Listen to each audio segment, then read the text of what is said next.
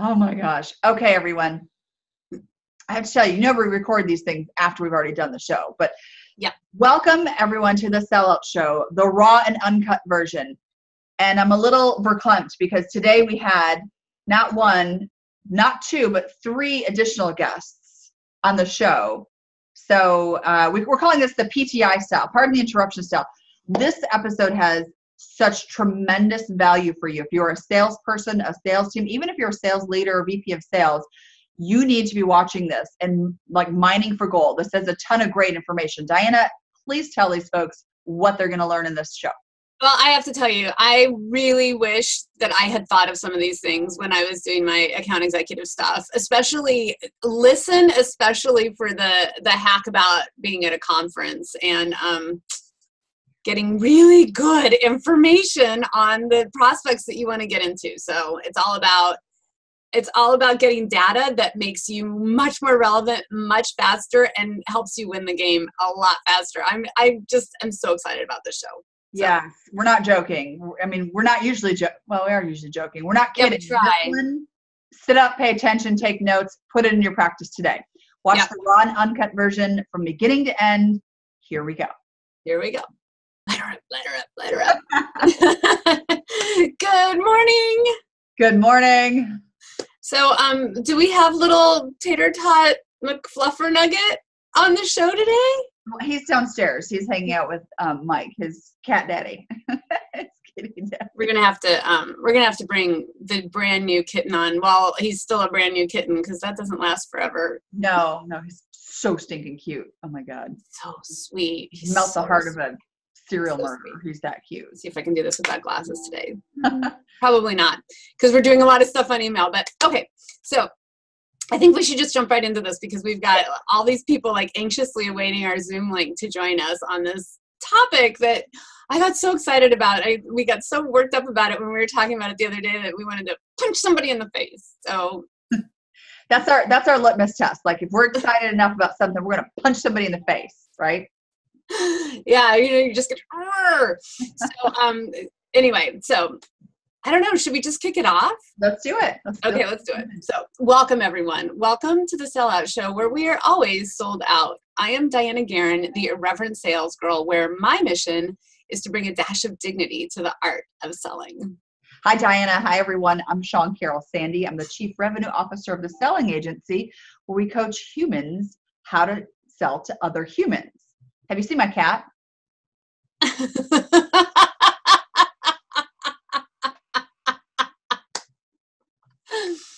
I have a new kitten, and it's, everyone who has animals, like Diana, you're a dog person, says, oh my gosh, you should get dogs, love dogs. Everyone who have cats says, you should get cats. And I finally have a cat.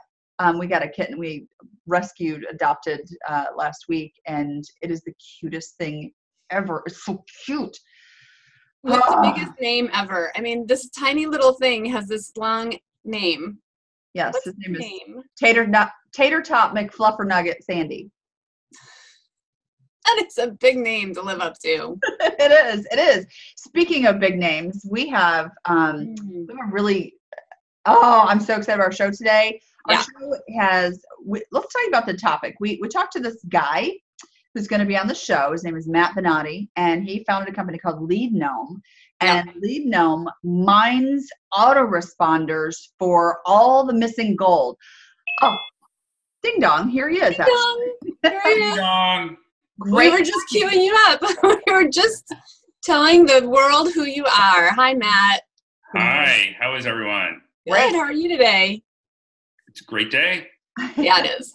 It is. We were giving everyone the heads up about LeadGnome, and Diane and I, we reflected upon this after our discussion the other day. I said, I wish I'd thought of this, but two, I wish I had done this. Yeah. When I was account executive and really heavy doing new business development, I would just delete, those autoresponder emails. Oh, this is a hard bounce off the company. But today, Matt is going to share with us pure gold, people, about what you can do with those nuggets and how you can make those work for you in your sales practice.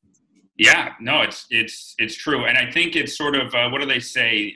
Need is something like that. Need is the mother of invention. And that's exactly yes. what it was like for me. I just had this issue, and the information coming to us through the replies was perfect from a marketing perspective to serve up to sales, because now all the information we were sending to sales teams was relevant finally. Right? Right. And the angels started singing, And then LeadGnome got created. So I think what's really cool about having you on is I think that there's, anything that we can do to bridge the gap between marketing and sales. So it's cool to have a marketing guru on, but it's going to be a little bit of a wild ride today because we've got 3 guests popping in and we've got the top 10 tips, and, you're just going to have to hang on to your seats and be, just follow the conversation because it's going to go wherever it goes. But watch I the promise bouncing you, ball. you're going to get tips from, if you're in sales, if you're a boots on the ground, phone in the hand salesperson, you're going to get tips that will blow your mind because I didn't even think of these and they're so good. Yeah, so here's the way it's going to run today. We're going to do a little sort of PTI, pardon the interruption style, where we challenged Matt to come up with, to pick his favorite 10, only 10, just 10, top 10 ways that you can leverage information in your sales practice from autoresponses, right? So whether your company is sending out marketing emails and getting autoresponders, or individual salespeople, this could apply to individual salespeople selling out individual emails too. It's mining for gold here. So Matt has 10, and I've got my timer. And Matt, you only get 3 minutes per each. Otherwise, we will never finish this show. And we just sent the Zoom link to to our friend, our surprise guest who has to come on right now. So we just sent the link. Matt, you want to sort of serve up? Well, I'll get started, and I think one of my top 10 is his, but I thought of quite a few more. So we got more than enough ammunition here today. All right. So top 10. You want to find, should I just go with these? Well, so first of all, Craig's going to join us in just a second. So why don't you give us a little bit of information about who's Craig and. Okay. Our guest. Are we doing Steve first or Craig? Oh, shoot. I thought we were doing Craig first. Are we doing I think Steve we need first? to do Steve first. Well, I think we're going to do all of them all at once. All of them at once. Here we go. Steve. So let me tee up who's going to join us today, right? So Steve Richard.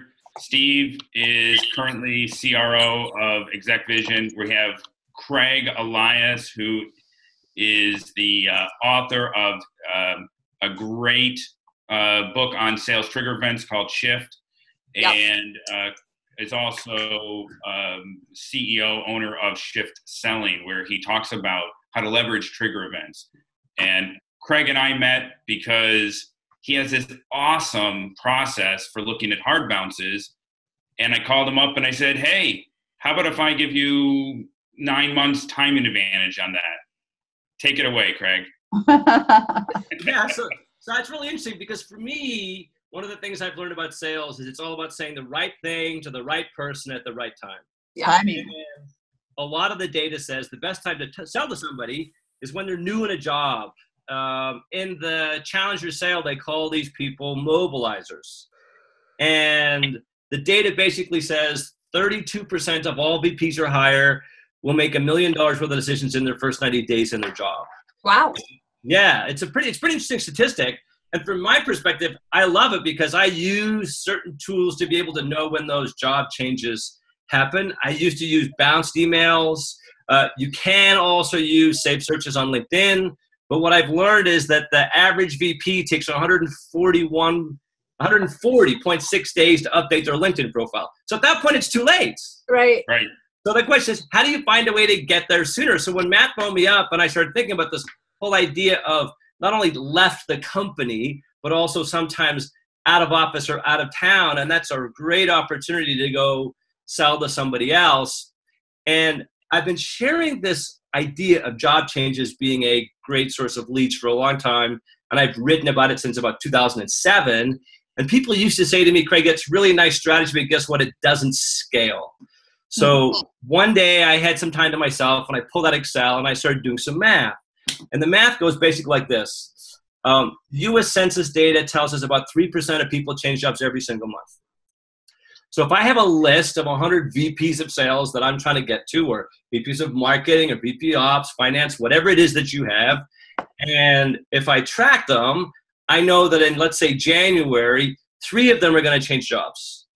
So now people go, great, so now you have 3 opportunities, but you actually don't. You have a whole bunch more. Because you had this guy named Matt who, let's say, you used to know, and he goes on to a new company. Well, he's gone to a new company.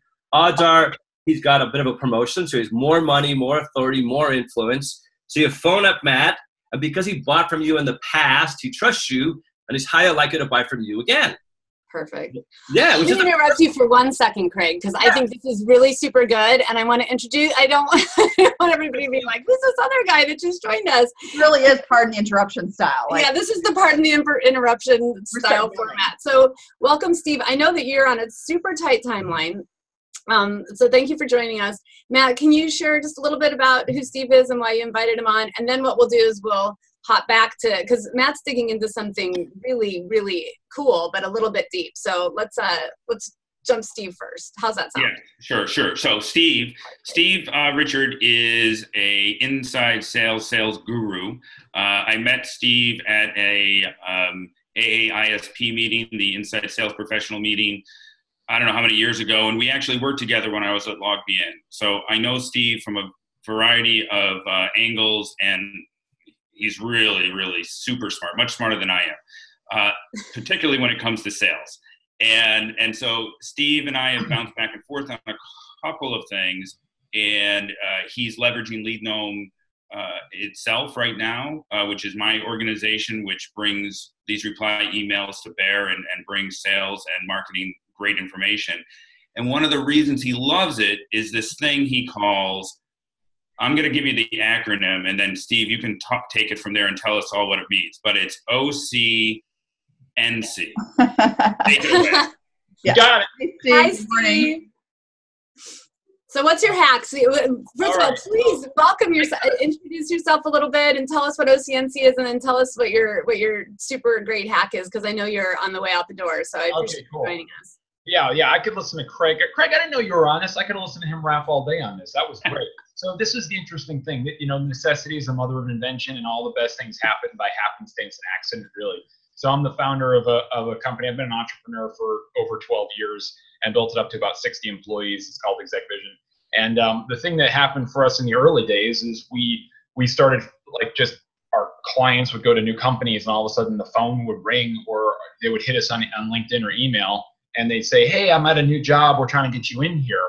And that's where internally we connected the dots. So Craig, I heard you start talking about this in like you said, like 07 in a major way, but that was the thing that kind of gelled it for me. But prior to that, we just had this little hack that we had developed where we were just looking at LinkedIn. To your point though, 141 days or 140.5 whatever days, it's too late. So what ended up happening on our side is we tried to start systematizing it, and we had interns that basically were tracking this stuff, and we were monitoring email bounces, exactly what you guys are talking about.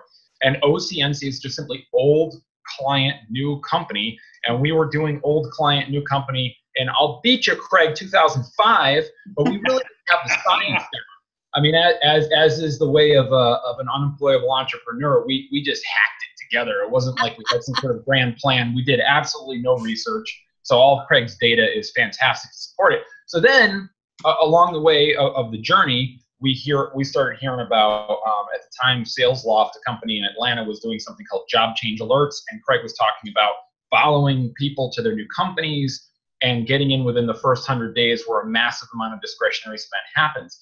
And that's when we as a company decided, don't leave it up to serendipity, make it part of the strategy, and make it part of, like, the organizational DNA. So anytime anyone finds one of these things, we still do it this way, even though we use LeadGnome. LeadGnome scales and operationalizes it, which is awesome.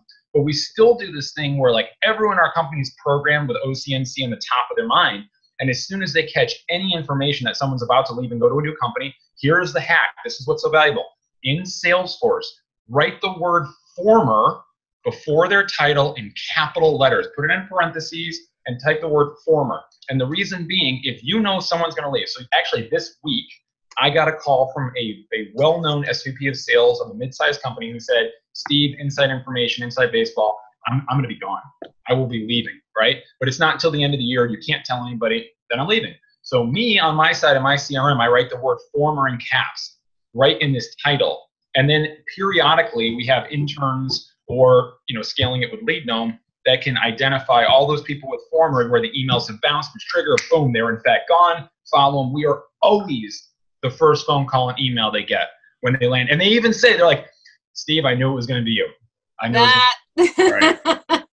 Right. Craig, what's the win rate? Craig, what's the win rate if you're first in? Yeah, so I'm going to use two different pieces of data. There's some data that I did by talking to over 200 VPs of sales and 200 senior salespeople in 2003. The win rate back then was 74%. And then the win rate, according to data by Forrester, which I think was in 2012, like 10 years later, was 74%. So the number basically hasn't changed. Yeah. Right. Wow. Yeah. Hey, Craig, we're at 53%, but it's also because we have a little bit more of a immature marketplace. We're still dealing with early innovators. But if there was a product or a service with an established demand and established need, it's certainly higher. So even when you have an evangelical product, you're going to be north of 50% win rates if you do this right. Well, and even that is, so that the data basically says if you're second in, the odds you win are 16 or 17%. So 1 out of 7 deals. So it's still a significant jump. Huge. If you were the second person in. So what I want to do real quick is reinforce something that Diane and I talk about all the time. And Craig and Steve, if you haven't watched the show yet, we are so dedicated to tangible, actionable, like really tactical, street hand fighting, hand-to-hand combat stuff for salespeople, for sales pros, to get them to solid 6.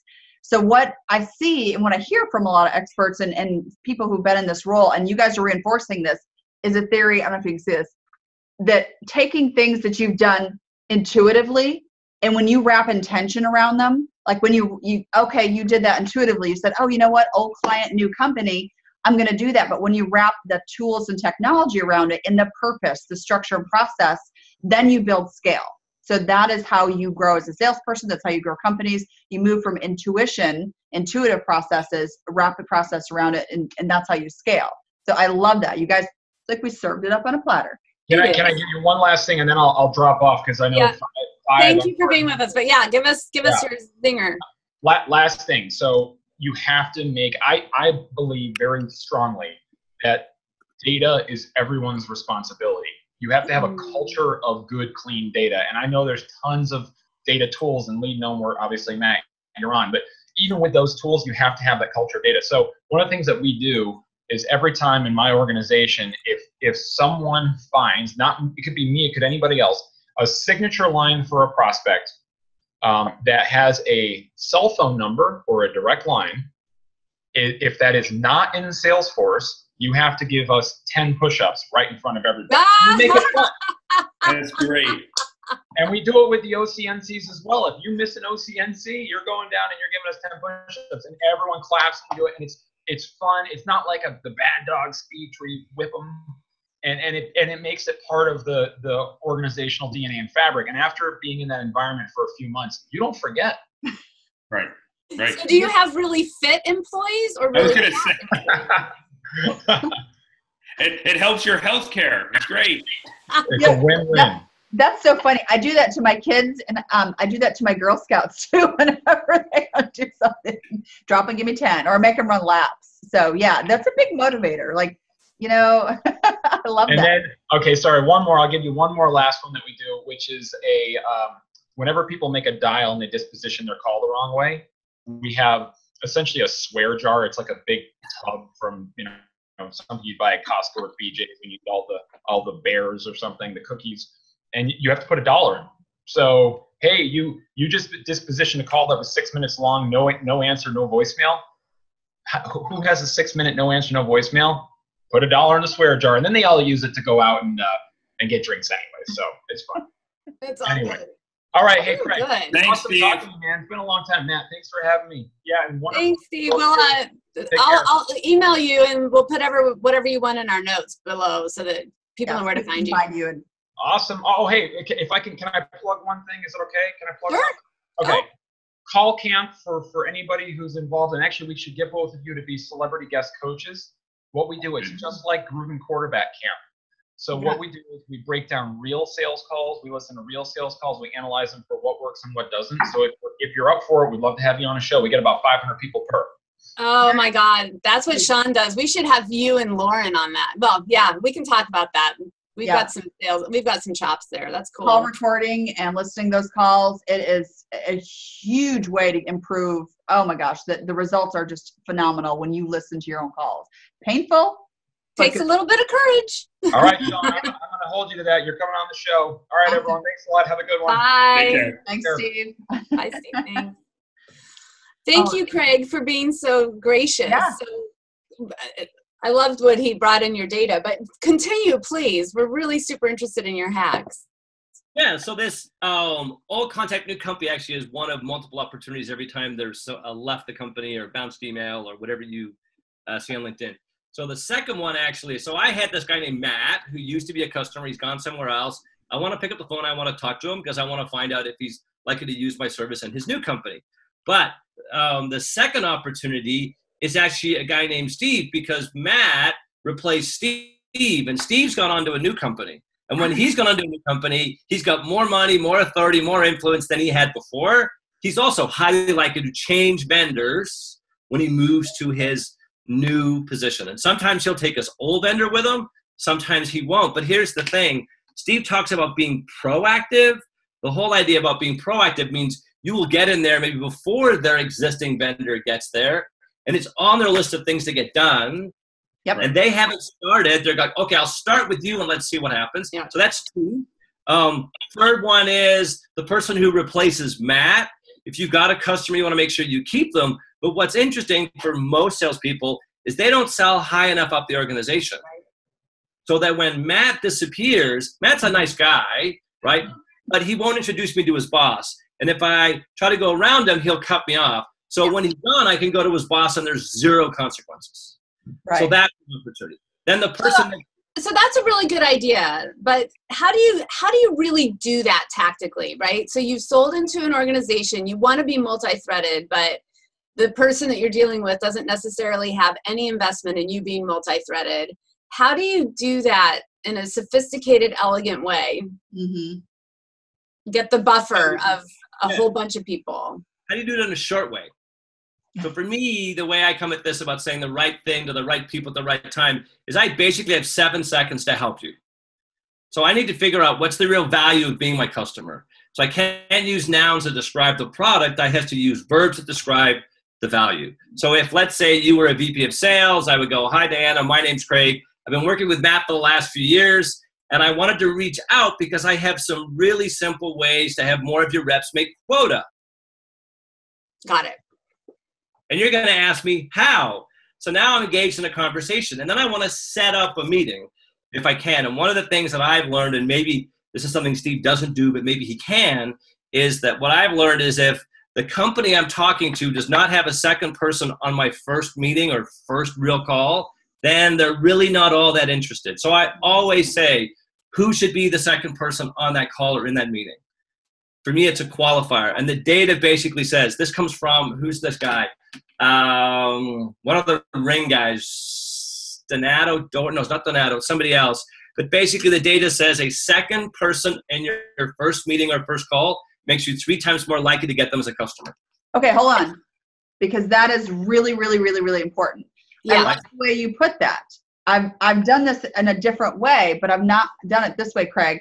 Who should be the second person? Who else should be there when we meet? Yeah, I really like that, Diana. I think that's a little piece of gold, and that's really gold. Again, I mean, roughly, it improves the chances by what? So the data basically says that a second person in your first call or first meeting makes it 3 times more likely to get them as a customer. Wow. And what happens when they're like, "Oh no, I'll take the first meeting," and then we'll see. Be me. So then you have to make a decision.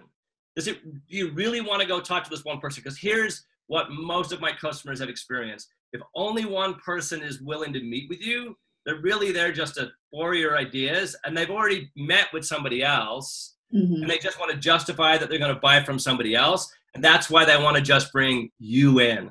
So the first time I kind of figured this out would have been 2010 maybe. I went to Dreamforce. I offered to help a whole bunch of the smaller people around the outside, and I started having this one conversation with this one entrepreneur. And we're having this conversation about two people on the first call, and I was reflecting on my own success, and he's like, we have the same thing. So it turns out this serendipitous piece and then systematizing it or doing it intentionally, it's now one of those things where they generally just say, no, it's a qualifying factor. If you're not willing to put a second person on the call, I don't think you're interested enough. So therefore, I'm not going to bother. Because you're just wasting your time. Okay, so question about this. And then I think these are just amazing nuggets. So question, so can you move people to the point where they add a person to that call, or they're just not, you just like disqualify them? That's a really good question. So I asked the question, who should be the other person? Who else should be there when we get together? Mm-hmm. I like to try and find a way to have the person that has the problem there and the person that has the budget. Yeah. And there's a whole bunch of different reasons why this works. One of which is, it's a qualifier. If they're interested, they'll put two people on the call. Second thing is that if you only talk to one person, you get off the call or finish the meeting, they get distracted. You call them, and they don't return your call. Right. So now you at least have a second person you can follow up with. The other thing that happens is that when there's two people in the company that were on that call, they get together every now and again, and your name keeps coming up, and you're maintaining or continuing the momentum that you first started.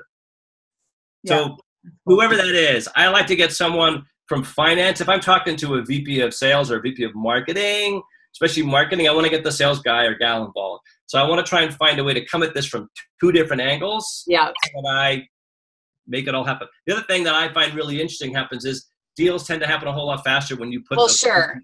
Right? Right. Yep. Right. That is really cool. That's really cool.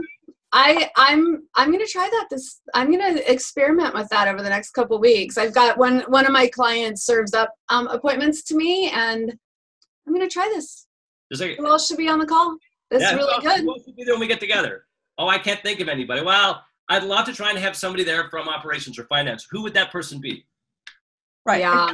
It's a fine line. It's a fine line in knowing if you have the decision maker and, expanding and elongating the sales process versus, it could backfire on you that way. Probably not often. You're like, oh, we want to bring more people in the process. That might make people's eyes go bulge. But I think that in most complex sales, this is probably a very, very effective strategy. Well, I can see right now the way to go about it would be like, I usually find that people get super excited about this approach because it's so different in the marketplace, and they immediately want to bring in their marketing person on this call. So why don't we just, cut to the chase and have that call with marketing or whatever? That's really cool. All right, we're going to try that. We'll report back. Craig, thank you so much for being with us today. Oh my gosh. Where can we find you? Is there anything else you want to pitch? So I have 15 nuggets like what you've seen, and I write about them on a monthly basis. So you can either find them on my LinkedIn profile, or you'll find them through my website, shiftselling.com, underneath the blog section. Cool. Excellent. We'll link to that. We'll let you know when it comes out. Good luck, ladies. Thank you, Matt. Pleasure. Bye. All right. Thanks, Craig. Thanks, Craig. So, all right. Should I be inviting Nancy while we're talking, or sure. did she want to come on? Okay. I don't know. I think she'll show. Okay. All right, Matt. So what was really interesting about what Craig was talking about at the end there, it lines up with some data from multiple analysts, but Gartner, I think, is the latest one that says, as many as 17, but on average, 7 people are involved in those enterprise deals. Right. And one of the great things about reply emails is you'll pick up 7 people fairly quickly. Out of office emails have these people in and around your primary contact. Yeah, and if someone is important enough to list as a backup for you, hey, I'm out of the office, chances are they're either going to have an opinion on the decision or influence on the decision or execute part of the decision, right? Absolutely. Yeah, that's great. When I was at LogMeIn and I was out, I would always reference my boss, and I would always reference 2 of my lieutenants because, there's a need there. If I'm missing in action for a little bit, that there are these various people. And so it happens all the time. Mm-hmm. That's so good. All right. Well, let's go with some more of your hacks. I'm going to set the timer, and if Nancy pops in, Nancy Narden of Smart Selling Tools, right? Smart Selling Tools. I have an 8-year-old. Not even that early in the morning either. Smart Selling Tools. I know she's actually on a webinar with the Nudge folks sometime this morning, so we'll see. Okay. All right. So let's give us a hack. Start with one that we can discuss and go. Okay. So I want to just modify what Craig and Steve were talking about. And Diana, you brought this up the other day when we were talking. Let's say you get a left the company email in reply, and that person has been blocking you. Tell us about it, Diana. What would you do? Well, yeah, I mean, that is the trigger for me, is like, I have been trying to sell to this guy for, 1, 2, 3, 4 years. As sometimes a software as a service cycle can go on a long time, and somebody's blocking you. And as soon as they're gone, I am in there. I am in with like the day-to-day. Hopefully I've had a relationship with a day-to-day person. And I get a little bit of intelligence, but I also start sort of cold marketing to the person that I think is probably in there. But yeah, that is, I mean, I'm coming to your office. I happen to be in your area next week. I'm going to come by. That's a really, really high value piece of information for me. Exactly. Go ahead. So I think that's really, okay. Again, I'm always looking at this, not only for my own practices, but also for my sellers. And one of the things that I used to do, and I am always pushing my sellers to note the difference between targets and accounts that they've disqualified versus those that they've parked. So if I know that a company is a really awesome prospect for me, but there is someone in there, blocking me, or, they're aligned with a different vendor, I will park them, and I will watch them and pay attention and poke, I will go back and poke in and try it from another angle occasionally. Whereas I think sometimes sellers think, if they're disqualified, don't let one person disqualify that whole prospect. That if they look good, if you know the company could use you, don't let one person block you. You need to, sort of find another way around. I have a parking lot, for prospects that I really know would be awesome for me, but I just don't have the right person in the right place right now. And then just check back in, not check back in. You got it from another angle. But here's the other thing that you've got to pay attention to is if you've been blocked there, most services have a very small world. So that person's going somewhere else. And if they're going to one of your customers, you got to let your customer service manager know, keep an eye on this company and get as far up the chain as you can over there, because they're going to go over. Which is why being multi-threaded is just so incredibly important as a sales rep and as an account executive. You've got to be tied into those influencers, and you got to keep people out of your kitchen. You got to keep your competition out of your kitchen. Exactly. And when a blocker moves like that, you got to protect your territory, right? Yeah, that's exactly right. You've got to go and make sure that company knows about you and can stand up to whatever that influence is going to be. Yep. Good. Next tip. Next one. So this one comes from Peter Wyman over at Zoom Info. So Peter and I were talking, 18 months ago, and I talked to him about the concept of reminding reply emails.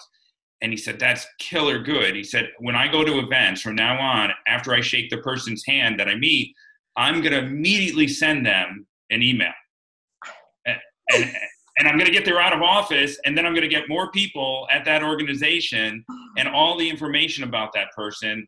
It's great. And I just thought, that is a super hack. That is so brilliant. I never thought of that. I call this one diabolical because that's so genius. So genius. Yeah. Exactly. Yeah. So thank you, Peter. That was good. That's a good one. We love Zoom Info, by the way. I just want to plug Zoom Info saves my life every single day with really good data. That's great. So yeah, if you're, and just the last thing I want to say about this is, I talk to my account executives, especially because they handle from soup to nuts, right? Not just BDRs, SDRs, but account executives in particular, probably who I coach the most. They are struggling with prospecting and business development. And so with all the things on their plate, yeah, they'll go to networking things or they'll go to conferences and stuff like that. But it's really like, you know, I say, take $100 bill out of your wallet, light it on fire, because that's about what you're doing, wasting your time if you don't have a before, a during, and an after plan. Yeah. So Exactly. make this part of your plan. Take 5 minutes at that conference and take those business cards and email them right then and there and get diabolical. I love it. It's so good. Oh, All right, we ready for another one? yes. Okay. So this one is probably the one that shocked me the most. The statistic is that 34% of companies change their name every year. So why does this matter? That's amazing. It's amazing. And so we get change of email addresses all the time. We get these auto responses that our clients get these that say, hey, it's Matt. As of November 1st, my email is changing from matt@smallfish.com to matt@bigfish.com. Well, it's one of two things that's going on, right? It's a rebranding event or an M&A event. Yeah. Both of those are killer good for sales. And so, you know, when a change of email address shows up, well, maybe Matt got married and so he hyphenated his last name. But if it's on the right side of the @ symbol, right? Big fish versus small fish, that company has changed in some way. Yeah. Right? And so you want to get in there, you want to find out if they're already a customer, can I make it bigger? Right? Can I sell in more because it's a bigger company? Or do I need to be protecting my territory? Or if it's a prospect, is this good or bad for me? In any of those cases, it's great intelligence, and the salespeople need to jump right on top of that. That is so good. 34%. 34%. Wow. Yep. It happens all the time.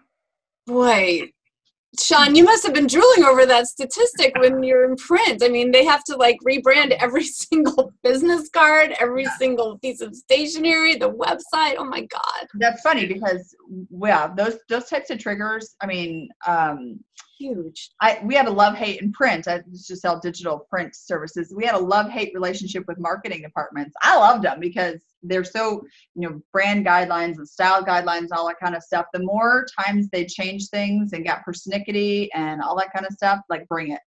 Because I could help with the process and control. I had a process for it, not just the actual print output. So I would sell the solution, not the actual business cards. I mean, who cares? I'd make them print that crap, but that's so good. Thinking about that is something's happening in an organization. And again, if you are looking for a reason to reach out and not say, hey, I'm just checking in. Let me knock on your door. Hey, I'm still here. Like, don't ever just check in with anybody, right? Have a legit reason. Hey, what's going on in your company? Let's have a discussion about how does it affect your job? You know, I can't imagine how unstable everyone's feelings are when you have a merger and acquisition. Like, what's going to happen to my job? They're not thinking about you and what they're going to buy from you. But if you reach out exactly. Yep. You can get stuff done. Oh, all right. Next one. Next one. Oh, you've got me on a timer. Okay. That's awesome. So one of the things that sales and marketing attention is between, hey, let me give you 100 or 1,000 MQLs sales, right? Marketing throws these over the wall. And marketing qualified leads. Marketing qualified leads. You don't know what an MQL is? Yes. So, that lead, that person has downloaded an ebook and attended a webinar, woohoo, but they're not in the account that the salespeople are working that quarter, right? So who cares? It's troublesome because sales teams look at this information and say, yeah, okay, that's noise to me. Right. With reply emails, if marketing is sending emails actively in on either behalf of the salespeople or part of trying to get broader and deeper within the organizations that do matter, that are on that quarter's, account list, replies are going to have valuable information specifically about those accounts, right? So now, hey, it's Matt, I'm out of the office until Monday. Contact Sally while I'm gone. Sally is in that account, highly relevant, and likely in that opportunity, as we mentioned before. So now when you say Sally is part of the account, she's qualified, it broadens your perspective of that organization. Salespeople love it. Yeah. So get fresh data directly from the account. And, by the way, it often says something like, contact Sally while I'm gone. And if it's urgent, here's my cell phone number. Right? Signature probably has office number and so on. So reply emails have this information that's really hard to get any other way. Mm-hmm. Well, let's take a quick pause there, because this is something Diana and I have debated before. We talk about if you get someone's if you're privy to someone's cell phone number in their email like that, do you use it as a salesperson? What if this person has been shirking or, shrugging you off, ignoring you, and now all of a sudden you've got their cell phone number? They haven't responded to email. They haven't responded to, voicemail. Diana, what say you? This is like, pardon the interruption. This is so much fun. I know. Well, it's really tricky. I mean, I think that, this is where emotional intelligence comes in. I'm finding more and more that, the millennials are telling me, I would rather you text me than call me. Now, I promise you that if you text me and try to sell to me, we're never, ever having a conversation again. Do you know what I mean? Like, text is the only thing I have on. Are we going to sing Taylor Swift's song now? Never, ever? Yeah, never, ever, ever getting back together with you. I promise. But, Anthony Iannarino says, hey, if you got their cell phone number, it's up for grabs, and they can ignore your cell phone just as your call. So I don't know. I think you have to be intelligent about it and see, are they really snubbing you? Then don't go in and call them at 9 p.m. on their mobile. But more and more, you don't have a desk phone. So what you got? Right. I don't know. Right. I've treaded lightly here before and said, oh, you know what? I had 2 numbers listed. This one looks like maybe it was a cell phone. If this is not an okay way to reach you, I'll be happy to call you at your desk phone. But since I have you here, I got you on the line. Yeah. And I would reach out to that other person, right, Sally, and get a feel for the account. Yeah. Right? Is that person just isn't gonna respond, but Sally's really receptive to it, and in general, the organization is, but the person you originally were targeting is just, so busy, they're just not going to respond. Yeah. You could get it a different way. And that's, the cell phone will be useful later.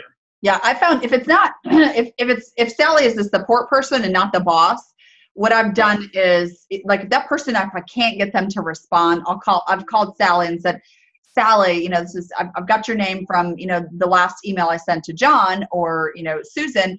And Susan and I have been having sporadic communication, and sometimes I find it's often best to talk to, you who are really in the know. What's the best way to handle this? Do you really handle this? And you get, treating that person, whether they're the gatekeeper or, the keeper of the influence or whatever, but treating that person with utmost respect and having a conversation with them, you can gain so much. I think for a long time, salespeople have been driven to go for the decision maker, and it's really alienated a lot of other people that are really important in the process, even to the point of where, you pissed them off. So, I mean, let's bring them. There's a sex analogy there, but we won't go there.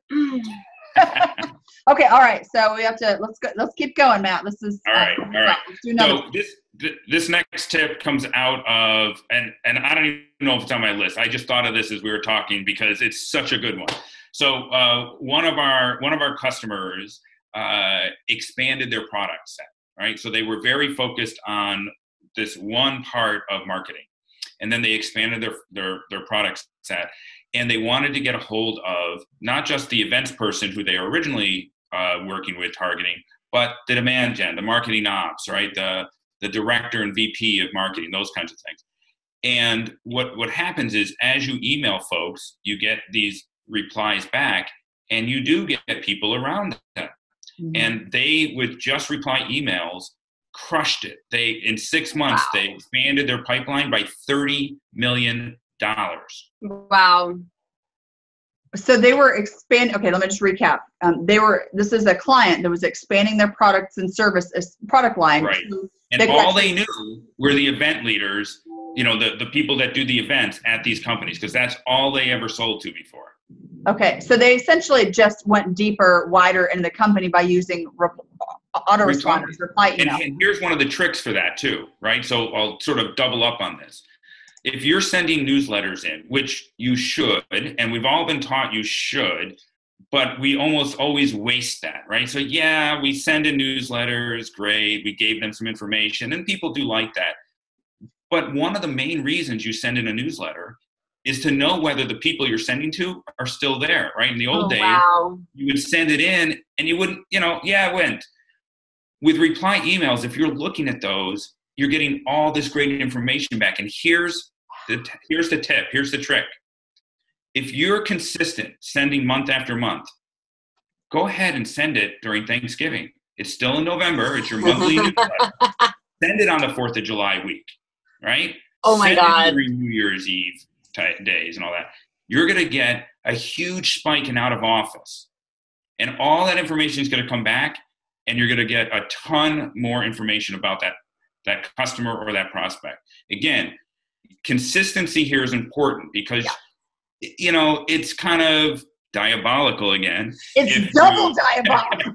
I want to do, which is why we call it LeadGnome. Right.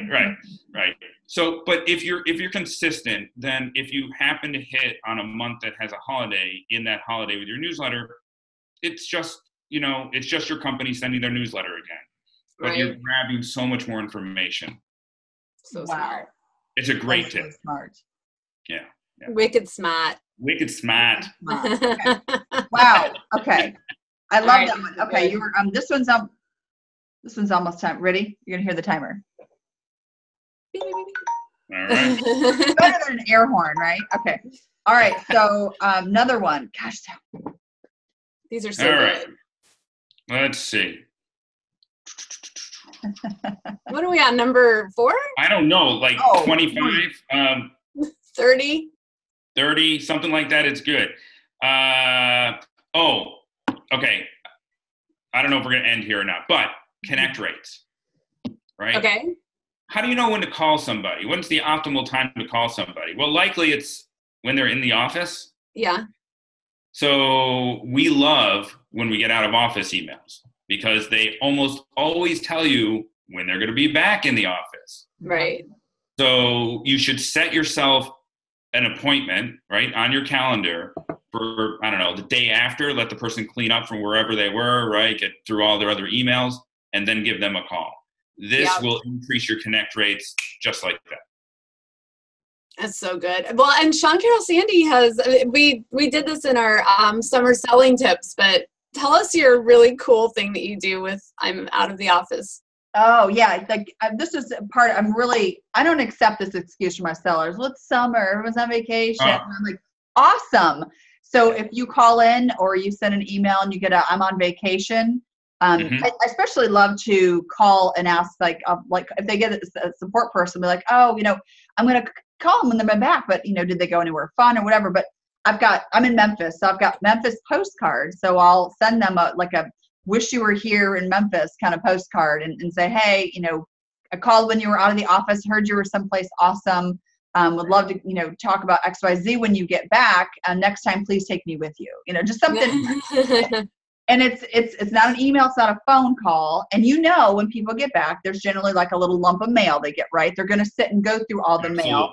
And that is like a welcome reprieve from whether it's mail or, time cards to sign off on or expense reports or whatever. That's just kind of something fun to get in the mail. So it's worked. I love that. And you cannot resist looking at a postcard. Exactly. I dare you. Yeah, and I'll give you another little teeny tiny tip too. Back from my days in print, people have all sorts of paper on their desk. Paper doesn't necessarily go away. However, when you grab something that's cardstock or laminated, it gets your attention because it's not like the rest, right?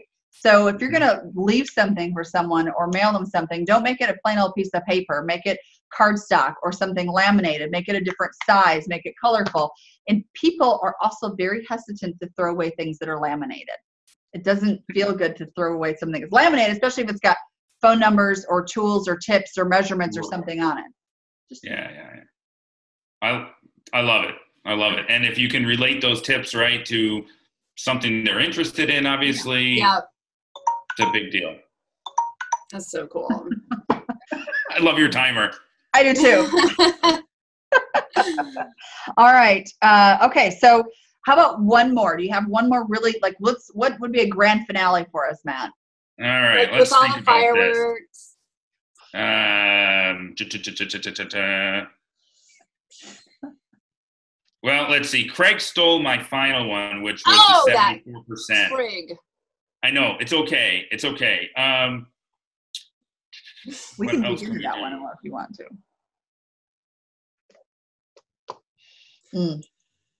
So if you don't have one like off the top of your head, I don't have have one off my a head. quick little question for you that, Yeah. because from the sales perspective, for our boots on the ground, phone in the hand salespeople, right? Not the VPs of sales, they have their own thing. But what is the one thing that the salespeople should know about marketing and what marketing's doing and what marketing even needs from them to better do your jobs together? Good one. Yeah, no, this is great. So I think it all starts with what accounts as a team are we going after, right? And so I even talk about, you remember a couple minutes ago in this conversation I was saying you get an inbound lead, it's kind of junk and all that. Right. Inbound and outbound should go together, right? People talk about ABM and they worry about it's exclusive. It's not. But how you treat an inbound lead is really important, because if you're getting an inbound lead and it's not in the accounts, again, you got to, sales and marketing have to come together and determine what does a good account look like, right? What's the ICP, the ideal customer profile, but also what's the list, top 100 or depending on the size of your sales team that you're going after.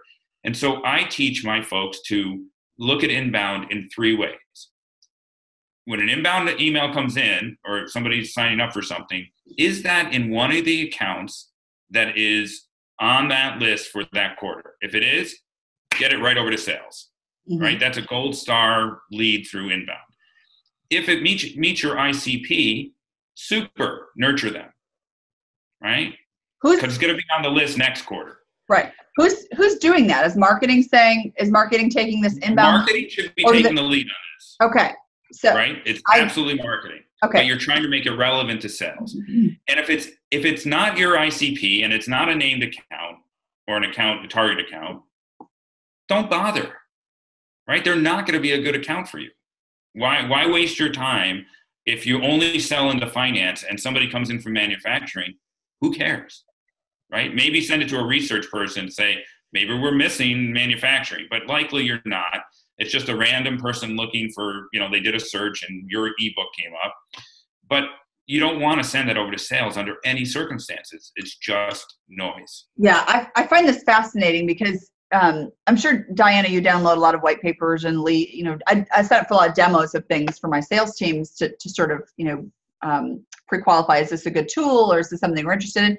And get those calls all the time. And I find it really horrific that you've asked me for my name, my company name, how many employees I have, my phone number and email address, right? I mean, not all of them ask for phone numbers, but I mean, a lot of times now they do. And I'm happy to give it because it's always an experience that I can relate to.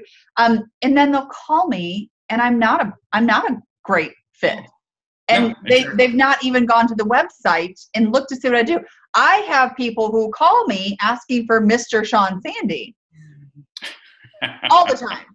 All the time. And if you were to go to my website, you don't even have to go to me on the website. She doesn't really look like a man. Page in the video.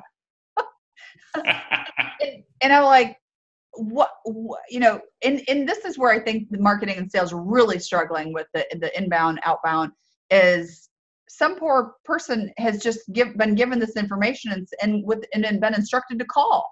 No context at all. No, none. No. Yeah. So does a salesperson get to push back about that? I mean, if I'm a boots on the ground, phone in the hand person and I've got this thing coming at me, what do I get to say about it? Here's the tension, right? Marketing points a finger at sales saying, we sent you 10,000 leads this month. Right. We didn't do any follow-ups, and sales gets in trouble for it, and vice versa. So can sales take a marketing person out to coffee and kind of like try to get in their world and see what's going on so that they can, execute better on what marketing's trying to accomplish? Absolutely, and vice versa. And the thing is, look, we should all be focused on revenue, right? Who cares that I gave this example to my marketing teams all the time because I incent them on revenue and they get pissed off. Oh, we have no control over that. That's the salespeople's job. No, it's our collective job. Right. Right. So I give them this example. Would you like 1,000 visitors a month or 100 visitors a month? And they all go, we want 1,000. I say, great. How many of them converted? Let's say 10 of the 100 converted and 10 of the 1,000 converted. How many do you want hitting our site now? I want the best conversion rate. I want to know that our messaging, that we're passing the right leads over to sales, that we're making revenue on as least spend and effort as possible. Mm-hmm. It completely changes a marketing thought process if you have that discussion. Right. And you incent them the same way sales is incented. We're all in this together, and we should not be siloed. There's a reason my company is not called the sales agency. It's called the selling agency. I have marketing is action. That's the marketing department. Sales is a result. And selling, I think that that's why I really specifically am conscious about using the term selling. My sellers, not salespeople, my sellers, and we're selling. Right. Using that because selling is the action that produces a result. Sales is a result. Sellers are a department, and we are all responsible for selling. So, and the last thing I want to leave you with, I love what you said about, it's the conversion rate, looking for a higher conversion rate. It's selling to more specifically the people who love you, not the people who might want to consider you. There's a wonderful play. It's called Title of Show. Have either of you seen it before? What is it? Title of what? Title of Show. Okay. It's about people being in a play, people producing a play. And there's a song in the play. It says, I'd rather be 9 people's favorite thing than 100 people's 9th favorite thing. And my husband and I saw this years and years ago, and I have actually really taken that to heart in so many things, selling in particular. I would rather someone be so in love with me than someone, consider me 1 out of 9, vendors to provide something for. So on that note, I'd rather be 9 people's most favorite thing than 100 people's 9th favorite thing. I think that my head is about to explode with all these gold nuggets you've just dropped on us, man. Is it time for a back of the envelope question? Yes. I have one. Do you have one? No, I want you to do the back of envelope question. Okay, it just kind of came to me the other day when we were talking. But all right, so Matt, one of the things that we do is back of the envelope question, which is just throw a question at you that has nothing to do with what we've talked about and put you on the spot. So my back of the envelope question is, what is the funniest prank that you and your twin brother have played as twins?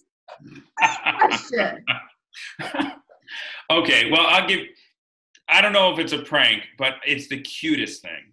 You're an identical twin, correct?